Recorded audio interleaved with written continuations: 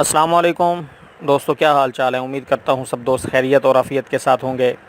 سب سے پہلے تمام دوستوں کو جشن آزادی مبارک۔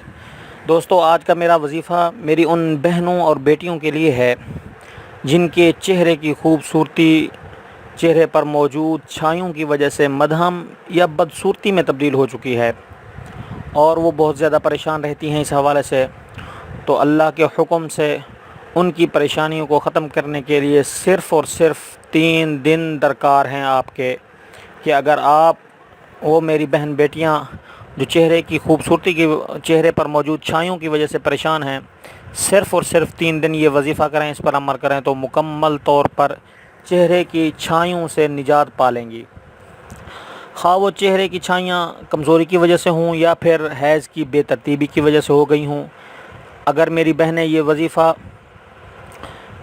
جو میں آپ کو بتانے والا ہوں، اگرچہ یہ تھوڑا سا مشکل ضرور ہے، لیکن میں گارنٹی کے ساتھ کہتا ہوں اگر میری بہنیں اور بیٹیاں اس پر عمل کر لیں گی تو یقیناً ان چھائیوں سے ہمیشہ کے لیے، ان چھائیوں کی مصیبت سے اپنی جان چھڑا لیں گی۔ اتنا زیادہ مشکل بھی نہیں ہے۔ سب سے پہلے آپ نے ملتانی مٹی کے 3 ٹکڑے لینے ہیں۔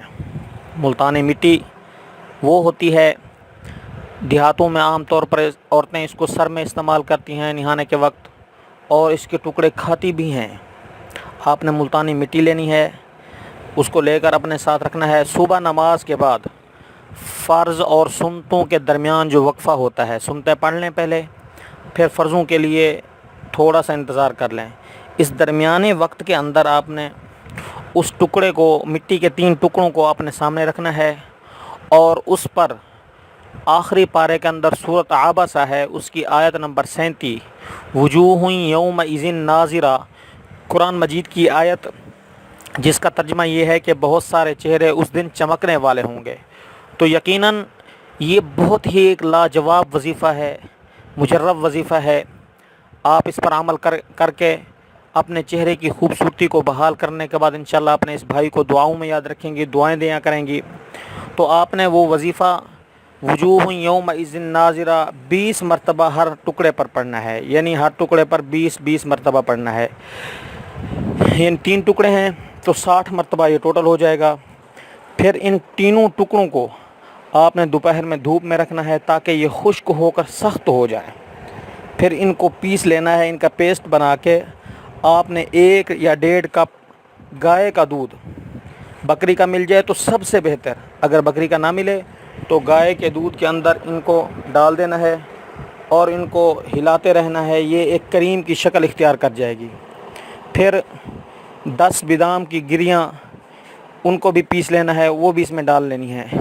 وہ ڈالنے کے بعد رات کو سونے کے وقت آخری 2 سورتیں اپنے چہرے پر پڑھ کر دم کر لینے ہیں۔ پھر اس کے بعد یہ لیپ لگا کر سو جانا ہے اور صبح اٹھ کر منہ دھو لینا ہے۔ آپ نے کوئی صابن استعمال نہیں کرنا، کوئی کریم استعمال نہیں کرنی۔ اللہ کے حکم سے ایک ایسا وظیفہ آپ کو بتایا ہے آپ کے بھائی نے کہ آپ اپنے اس بھائی کو ہمیشہ دعاؤں میں یاد رکھیں گی۔ صرف 1 ہفتہ استعمال کرنے کے بعد آپ کا چہرہ بالکل کلیئر ہو جائے گا، اور قرآن مجید کی اس آیت کے تناظر میں کہ وجوہ یومئذ ناظرہ چمکنے والا ہو جائے گا۔ اپنا خیال رکھیے گا۔ اللہ حافظ۔